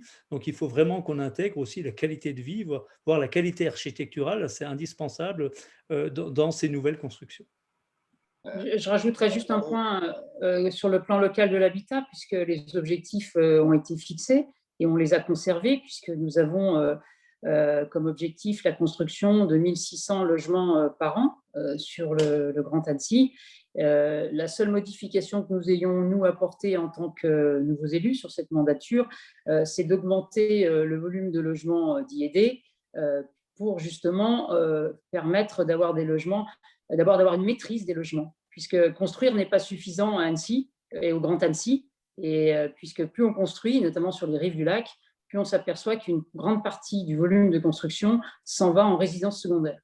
Donc ces résidences secondaires, voire achetées par les Suisses, parce qu'effectivement c'est une aubaine, hein. Eux, ils ne construisent pas chez eux, mais ils viennent acheter chez nous, au regard du change qui est très favorable et du pouvoir d'achat qui leur est très favorable. Donc nous, aujourd'hui, notre enjeu, c'est de trouver des mécaniques qui nous permettent, une fois qu'on est construit, qu'on ait la maîtrise de ce qu'on est construit. Et pour avoir une meilleure maîtrise de ce qu'on construit, le seul moyen qu'on a aujourd'hui à disposition de façon réglementaire, c'est le logement aidé. Alors ça tombe bien parce que nos enfants ont besoin de logements aidés. Il faut savoir que le logement social ou dit aidé, c'est pas un vilain mot pour Annecy, le Grand Annecy. C'est un mot qui effectivement est nécessaire dans la mesure où, pour information, par exemple, 70% de la population est éligible, tout simplement parce qu'il faut savoir qu'en France, on est quand même relativement généreux à ce niveau-là, et ça tombe bien sur le Grand Annecy, puisqu'un ménage avec 2 enfants à hauteur de 5 000 € de revenus peut avoir accès à un logement aidé ou un logement social. Donc pour nous, c'est une opportunité aussi pour nos jeunes ménages de pouvoir trouver un logement et nous, de maîtriser la destination de ces logements que nous sommes en train de construire. Donc c'est pour cette raison que dans ces 1600 logements par an que nous devons construire au regard du PLH qui a été voté avant que nous soyons sur cette mandature présent, et nous allons augmenter le volume, c'est-à-dire qu'il y avait 650 logements dits aidés ou sociaux, peu importe, prévus. On va monter à 50%, c'est-à-dire qu'à peu près à 800 logements sur ces 1600 qui seront des logements sociaux. Voilà. Merci. Alors, j'ai une question pour aller toujours un peu dans le sens de ce qu'on dit actuellement. Est-ce qu'on ne sommes pas devant un cercle vicieux? La croissance de l'agglomération nécessite des améliorations. Les améliorations apportées renforcent l'attractivité de l'agglomération, ainsi de suite. Ne faut-il pas se fixer un taux de croissance soutenable de la population ou de la construction? Oui, c'est aussi une question. Je laisse répondre peut-être ma présidente, je complète. Madame Lardet. Oui, non, enfin, je vais juste introduire. C'est une question qu'on s'est posée en conférence des maires, quand on était tous ensemble, les 34 maires. Qu'est-ce qu'on fait? Comment gère-t-on cette croissance démographique, d'abord économique, parce que n'oublions pas, ce n'est pas parce que nous faisons plus d'enfants que la moyenne en France que nous avons une croissance démographique. C'est tout simplement parce que nous profitons de la proximité de la Suisse, qui effectivement rend notre territoire attractif, puisque des personnes viennent s'installer. Je crois qu'on m'a dit qu'on était plus de 25% sur le Grand Annecy on va dire, de grands Annéciens de souche, entre guillemets. Donc, ça veut dire que notre territoire attire énormément de populations extérieures qui viennent soit profiter du développement de nos entreprises, soit profiter de la proximité de Genève. Donc, ça, c'est un élément qui est incontournable et qui, à un moment donné, doit être traité. Donc, Christian, si tu veux rajouter. Non, mais c'est tout à fait ça. C'est une question qu'on se pose entre élus. Ce n'est pas du tout une question taboue. Et c'est une question à laquelle on va devoir répondre, notamment dans le PADD. On doit clairement afficher le taux de croissance qu'on souhaite pour le PLUI, c'est-à-dire pour les 15 prochaines années. Et effectivement, est-ce qu'il faut accepter d'avoir une croissance aussi forte qu'on l'a eue ces dernières années, ou est-ce qu'il faut être un peu moins, entre guillemets, ambitieux, se dire notre territoire, il ne peut pas supporter une croissance aussi forte indéfiniment, donc il faut peut-être viser une croissance plus faible, mais la question elle sera bien traitée. Alors après, nous n'avons pas non plus de frontières fermées, hein, parce qu'on a eu cette réflexion, c'est-à-dire est-ce que demain on se dit, plutôt que d'accueillir autant d'habitants, d'avoir 1,2% de croissance, hein, je crois, par an, est-ce que demain on se fixe à 0,5? Ça veut dire comment on fait pour se fixer plutôt 0,5 que 1,2 de croissance démographique annuelle? La question s'est posée. Non, on ne peut pas s'enfermer, on ne peut pas mettre des barricades et puis dire vous venez plus. Donc par contre, il y a d'autres possibilités. C'est de se faire aider aussi par le développement de nos territoires voisins. Et notamment, nous avons un bassin de vie qui se compose de 5 autres agglomérations, 5 autres PCI ou 5 autres communautés de communes. La communauté de communes des Vallées de Thône, Rumilly, Fierréus, Cruseilles, les Sources du Lac avec Faverges. Donc, nous travaillons de manière régulière, et je travaille en particulier avec mes homologues présidents pour voir comment eux peuvent aussi accompagner la croissance de ce bassin de vie sans que tout le monde souhaite absolument venir sur le Grand Annecy et comment eux aussi se développent économiquement pour éviter que toute l'économie, à un moment donné, se concentre sur les Glaisins ou sur Altaïs. Parce que nous aussi, avec la zéro artificialisation nette, de toute façon, on va atteindre un certain seuil où on ne pourra plus développer ad vitam aeternam des zones industrielles. Donc, il va falloir que nous, on construise mieux, même sur les zones industrielles. C'est toute la partie économique sur laquelle le PLUH-NBD va devoir travailler. Ça ne concerne pas que l'habitat, ça concerne aussi la construction de nos zones artisanales et de nos zones industrielles. Donc, c'est comment, avec les entreprises, on essaye de densifier et d'optimiser le nombre d'hectares que nous avons en zone d'activité et en zone industrielle disponibles sur le Grand Annecy. Et après, comment on s'appuie et on fait en sorte que justement les vallées de Thône continuent à économiquement se développer, avec par exemple Alex, pour faire un clin d'œil à Mobalpa, comment effectivement demain on arrive à développer Rumilly, qui est un territoire d'industrie aussi, ne l'oublions pas, comment on fait en sorte que Faverges puisse aussi se redévelopper. Et c'est comme ça qu'on arrivera effectivement, avec nos territoires voisins, parce qu'on vit ensemble, chacune de ces agglomérations, en fin de compte, ont des habitants qui se croisent toute la journée. Et comment on travaille ensemble justement pour qu'on ait un ensemble de territoires, 6 communautés de communes qui travaillent ensemble et qui se développent de manière homogène pour éviter que nous soyons simplement avec le bord du lac et que le lac, même en matière de tourisme par exemple, soit simplement l'unique enjeu de convergence de tous les flux. Donc nous avons un travail aujourd'hui qui se déroule à 6 et pas forcément qu'avec au niveau du Grand Annecy pour résoudre ce problème-là en particulier. Alors, je me permets de rebondir. Monsieur Michaud, j'ai vu votre main se lever, mais juste avant, justement, sur la question du développement, il y a plusieurs questions qui reviennent sur la question, la ressource en eau peut-elle être un facteur limitant de développement? Et pour aller un peu plus loin, c'est comment concilier les enjeux de préservation du patrimoine environnemental en lien avec les ressources naturelles, qui sont, en l'occurrence pour l'eau également, largement déficitaires avec la croissance du territoire? Alors, bon, l'eau, effectivement, j'ai vu que dans le chat, ça revenait à plusieurs reprises, une inquiétude pour l'eau. Oui, bien sûr qu'on doit préserver l'ensemble de nos ressources.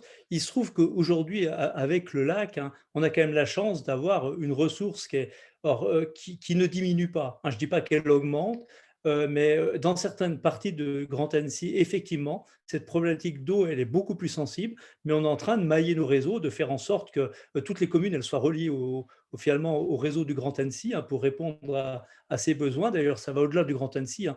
Notre réseau d'eau, il est maillé avec des communautés de communes voisines, mais bien sûr qu'avec le réchauffement climatique, la question de l'eau, elle va s'inviter de plus en plus dans nos politiques. Il y a les assises de l'eau qui ont été lancées il y a quelques jours, hein. C'est Thomas Terrier qui est vice-président en charge de ces questions, et puis on travaille aussi avec le SILA, hein, bien sûr, qui s'occupe de l'eau. Mais donc, il y a une réflexion que mener effectivement sur la ressource en eau, sur la nécessité de la préserver. Donc oui, bien sûr qu'on le prend en compte et que ça fait partie effectivement potentiellement d'une limite au développement. Ce n'est pas le cas aujourd'hui, mais oui, bien sûr qu'on se soucie de la préservation de la ressource en eau. Bien, merci. Alors, je précise, hein, on tend progressivement vers la fin de cette réunion, donc je vais donner la parole aux 2 personnes qui lèvent la main, mais si vous souhaitez vraiment voilà, parler d'un thème qui ne l'a pas été, on essaie de prendre un maximum de questions. Vous avez bien conscience qu'on ne pourra pas toutes les prendre. Je rappelle qu'il y aura un compte rendu, hein, et nous essaierons, dans la mesure du possible, de répondre à un maximum d'éléments, mais voilà, si vous le souhaitez, n'hésitez pas à prendre la parole s'il y a un thème qu'on n'a pas encore abordé. Monsieur Michaud, je vois que vous souhaitez encore prendre la parole, dites-moi. Oui, moi j'ai travaillé à l'époque sur l'élaboration de la loi littorale. La servitude littorale ne s'applique pas sur les lacs, il n'y a que la servitude de marchepied. Le PLUI est l'occasion de mettre en place, c'est-à-dire des emplacements réservés. Est-ce que vous songez à en mettre pour faciliter finalement l'accès au lac là où il n'est pas? Merci. Là, c'est une question un peu technique, mais certaines communes l'ont fait déjà dans leur PLU. Bien sûr que c'est une possibilité qu'on a dans le PLUI, et à la demande des élus, on l'utilisera parce qu'effectivement, c'est un moyen de mettre des emplacements réservés. Ça permet d'acquérir le terrain lorsqu'il est en vente, hein. Et effectivement, là, la volonté forte de rendre le lac accessible à tous, mais aussi de protéger ces parcelles qui sont souvent naturelles, qui sont au bord du lac. Bien sûr, c'est une volonté. D'ailleurs, il y a déjà des achats qui ont été faits par les communes, il y a des achats qui sont en cours. Donc oui, hein, ça, on en parle souvent entre élus, et ça, notre présidente, elle pourra compléter. Mais on a bien la volonté, effectivement, d'afficher une très grande vigilance pour tout ce qui se passe autour du lac. Oui, tout à fait. Enfin, l'idée, vous l'avez bien compris, hein, avec la problématique du réchauffement climatique qui s'est engagée et sur lequel on ne reviendra pas en arrière, on ne pourra que le modérer, mais plus revenir en arrière.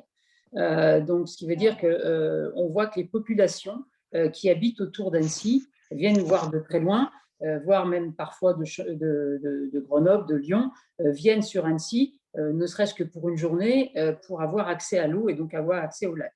Et donc ça, nous allons devoir le gérer. D'où, et on a bien vu cet été, hein, quand on descend des Aravis, ou on vient en vacances aux Aravis, ou on vient de la Maurienne ou de la Tarentaise, qui d'ailleurs crée des bouchons assez colossaux sur la rive ouest à ce moment-là, on voit bien que les gens viennent à la fois découvrir la commune centre, mais aussi viennent principalement pour le lac et l'accès à l'eau.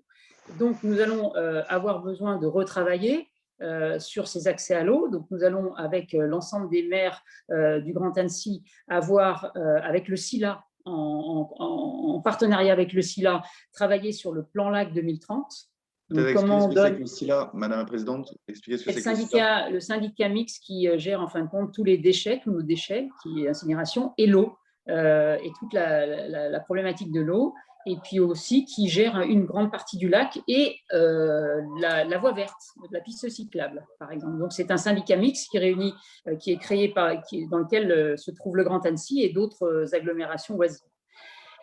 Donc, nous allons aussi travailler pour désengorger le lac, parce que ça, c'est notre ambition, hein, désengorger le lac, trouver aussi et réhabiliter de nouvelles aires d'eau, comme repenser le Thiou, réaménager le Thiou, réaménager le Fier. Donc, nous avons des grands projets d'urbanisme sur ces deux aspects, le Thiou et le Fier, justement pour donner la possibilité aux grands Annéciens et à ceux qui viennent nous visiter de venir ailleurs qu'au bord du lac pour trouver de l'eau.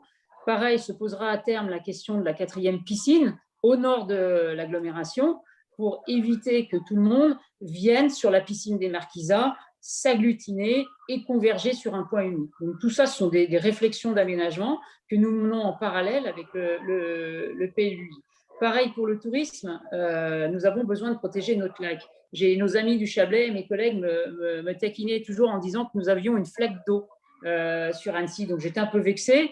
Et puis, effectivement, depuis que j'ai un autre regard sur le lac, depuis d'ailleurs l'été dernier, je vois bien qu'effectivement, notre lac est petit et c'est 70% de notre ressource en eau et qu'il faut effectivement le protéger. Et donc, pour ça, en matière de tourisme, nous avons effectivement une action et une feuille de route très claire. C'est comment développer d'autres atouts que le lac. Nous en avons plein d'atouts. Nous avons nos communes, donc du coup on parlait de patrimoine architectural, mais nous avons des choses à faire visiter, nous avons effectivement d'autres axes, nous avons le sport bien évidemment, mais comment on essaye de faire en sorte que le surtourisme qui commence, et cette petite musique du surtourisme qu'on commence à entendre sur Annecy, eh ben, on l'éteigne très vite par des actions concrètes et de montrer avec l'Office de tourisme et de travailler avec l'Office de tourisme pour faire en sorte que le lac ne devienne pas accessoire, parce que forcément, quand on le voit à la télé sur TF1 aux 20h, c'est vraiment beau, donc forcément ça attire, mais surtout communiquer sur tout sauf le lac, parce que le lac c'est une évidence, mais par contre il faut qu'on apprenne à nos touristes et aux grands Annéciens aussi à découvrir d'autres aspects de notre territoire. Merci pour ces éléments. Alors, pardon, Monsieur Détry, j'ai vu votre main, mais il y a quand même une thématique qu'on n'a pas beaucoup abordée. Il y a plusieurs questions qui reviennent aussi. Donc, j'aimerais savoir comment vous comptez promouvoir l'agriculture urbaine ou périurbaine, vu les contraintes qui sont les vôtres, et comment aussi favoriser la culture bio pour limiter la ressource en eau et les pratiques agricoles pour limiter les produits phytosanitaires. Donc, la question de l'agriculture, peut-être, Monsieur Anselme.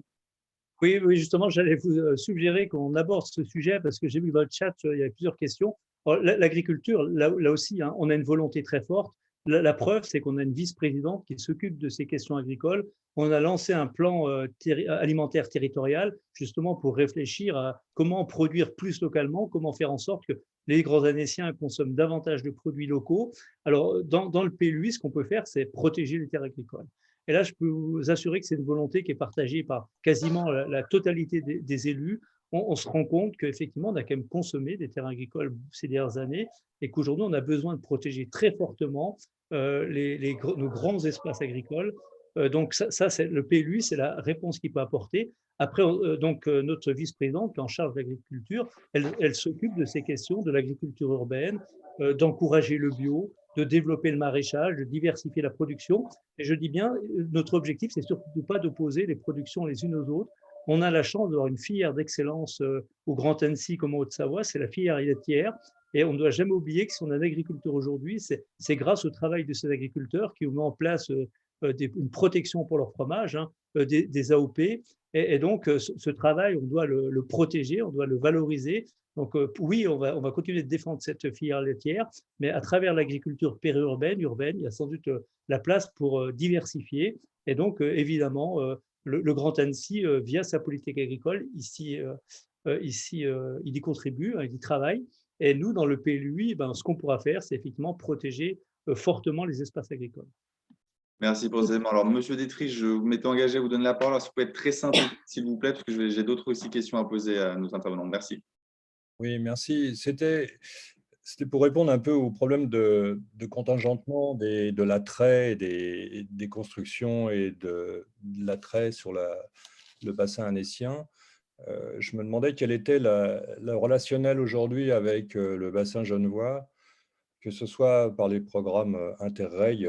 J'ai compris qu'on avait 1 milliard d'euros à dépenser cette année sur la région Aura, dans ces programmes Interrail.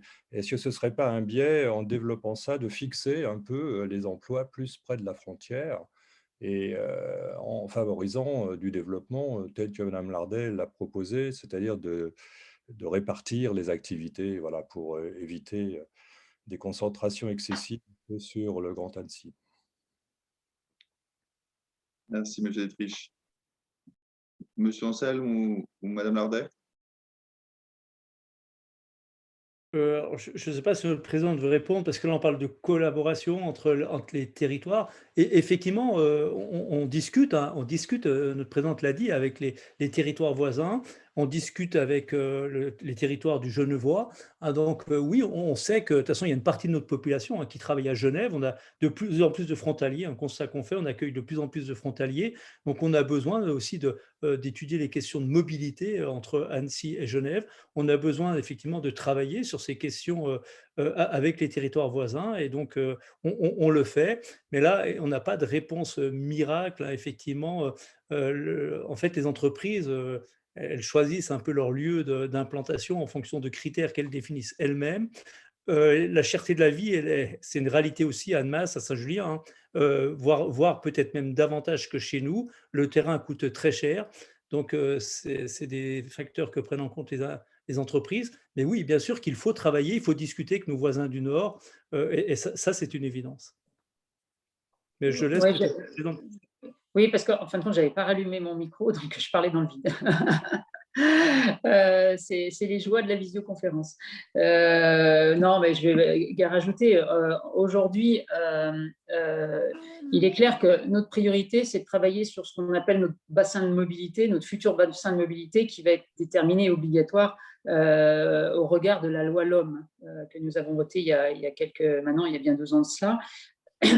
La région va bientôt nous demander effectivement de réfléchir à notre bassin de mobilité.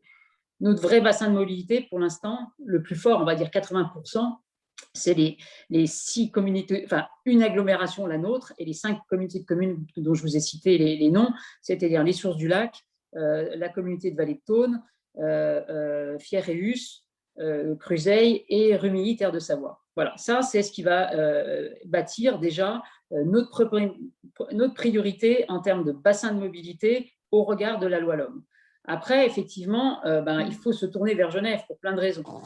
Donc, la question arrivera très vite. C'est comment s'intégrer dans ce schéma de mobilité en direction de Genève. La voie a été déjà exposée au travers de la SNCF. Maintenant, la SNCF nous a répondu, et c'est pour ça qu'on veut ouvrir la gare de Saint-Martin-de-Bellevue, on veut la réouvrir, c'est comment accélérer le trafic entre Annecy et Genève et l'améliorer. Mais aujourd'hui, les réponses au niveau de la SNCF et de l'État, c'est non, on ne fera pas mieux.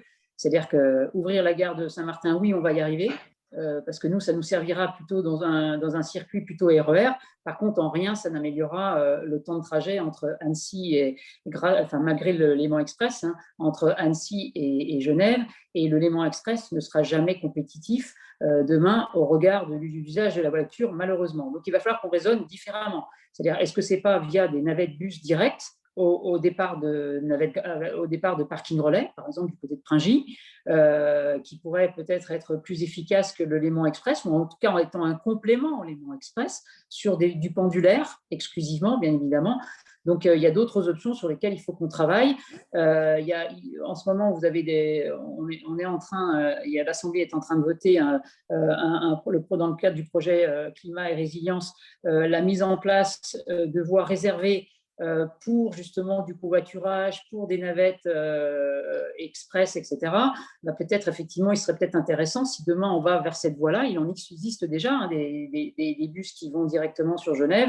Est-ce qu'on ne peut pas négocier avec AREA la mise en place, effectivement, de voies réservées pour un transport par bus en direction de Genève. Mais aujourd'hui, notre regard, il est très limité par rapport, voilà, c'est aujourd'hui ce en quoi, sur le critère de mobilité, nous pouvons déjà travailler. Voilà, les premières réponses qu'on peut donner à ce niveau-là, au niveau de Genève. Merci, Madame Lardet. Alors, bon, on arrive vraiment au terme de cette réunion qui est très intéressante, certes, mais j'ai quand même à cœur, en tant qu'animateur, de garder le temps imparti. Alors, je vois qu'il y a une dernière personne qui a levé la main. Donc, Monsieur Lang, vous avez l'immense privilège et la lourde responsabilité d'être la dernière intervention. Donc, je vous en prie, merci aussi d'être un peu concis. Comme ça, on vous apporte un maximum d'éléments de réponse. Merci. Oui, bonsoir, vous m'entendez? Oui. Oui, très bien. Bonsoir à tous et à toutes. J'aurais aimé aborder la question de l'énergie sur le territoire et comment est-ce que le territoire, avec son PLUI HD, va remplir non seulement les difficultés énergétiques qui vont se profiler dans les années qui vont arriver, très probablement. On sait très bien, voilà, on ne va pas aller sur le pic de Hubert, mais on sait très bien qu'on est sur des énergies fossiles qui vont diminuer fortement. On sait qu'on a des réponses un peu technologiques qui sont de différents ordres en France. Voilà, comment est-ce que le territoire, face à cette vulnérabilité-là, peut trouver des réponses pour éviter d'être toujours en croissance systématique, alors qu'on sait très bien qu'on va être confronté à une baisse énergétique et qui va du coup impacter tous les secteurs de la vie. C'est-à-dire que l'agriculture va être impactée, le logement va être impacté, et la source, et il faut parler, attention, il faut parler en énergie primaire. C'est-à-dire, attention donc au solutionnisme technique et à toutes les fausses bonnes solutions. C'est-à-dire qu'il faut être très, très, très, très vigilant. Et là-dessus, on peut essayer de débattre ou pas, je vous donne la parole ensuite, mais c'est comment est-ce qu'on estime notre stock, avec quelles conséquences en plus en termes de gaz à effet de serre, quelles conséquences techniques, et qu'est-ce qu'on en fait. Voilà. C'est comment est-ce qu'on prend en compte effectivement la notion des ressources énergétiques. Voilà, et puis la vulnérabilité qu'il va y avoir, parce que de toute façon, on sait qu'on va être forcément dans une situation, non pas de décroissance, mais au moins de contraintes particulières. Voilà. Très bien. Merci, on vous apporte des éléments de réponse, peut-être M. Anselme. Alors, on a dans le plan climat air énergie territoriale, ces questions elles sont traitées, hein, la place des énergies renouvelables, comment effectivement on devient un peu plus autonome dans ce domaine. On est en train d'élaborer un schéma directeur des énergies. Donc ça, ce n'est pas forcément le PLUI qui traite ces questions, hein. C'est des questions qui relèvent de l'environnement, des politiques environnementales, mais c'est des questions qui sont bien prises en compte. D'ailleurs, il y en a qui s'inquiétaient de la protection de la biodiversité. On a aussi élaboré ce qu'on appelle un plan territorial espace naturel sensible pour protéger nos milieux naturels. Mais oui, ces questions elles sont abordées. Alors, parallèlement au PLUI, peut-être que dans le PLUI, on sera amené à prendre des prescriptions dans le règlement pour inciter à utiliser les panneaux photovoltaïques, pour encourager des énergies renouvelables. Mais ça relève pas vraiment directement quand même des préconisations du PLUI. Ça c'est par d'autres politiques qu'on pourra effectivement mettre en place de nouvelles sources d'énergie et des énergies primaires, effectivement, mais renouvelables, comme l'évoque Emmanuel Landais. Alors moi, sur ce sujet-là, j'aimerais simplement vous dire quand même que j'ai une certaine inquiétude quand même, et que ce n'est que l'action de tout un chacun, c'est-à-dire que nous, en tant que citoyens, sur lequel nous arriverons à faire quelque chose. Parce que nous sommes sur un territoire où notre mix énergétique va être très compliqué. L'éolien, on n'en parle pas. La géothermie, pourquoi pas, mais on va laisser un peu notre lac tranquille, hein. La première expérience de la boucle, on va la laisser là où elle est. Enfin, on va la terminer, mais elle s'arrêtera là. Donc, ça veut dire qu'on a quoi aujourd'hui, et Christian, notre vice-président, vient de l'expliquer, c'est surtout l'énergie solaire qui, pour nous, est une en plus après de la biomasse, etc. Mais c'est surtout l'énergie solaire sur laquelle le PCAET table, avec 100 000 m² de mémoire, hein, Christian, si tu as les chiffres en tête, d'installation en panneaux solaires. Ça fait beaucoup, mais on ne pourra les atteindre que si chacun d'entre nous, on y va. Et donc, ce qui veut dire aussi que la consommation d'énergie, c'est notre enjeu aussi de baisser notre consommation énergétique sur notre territoire.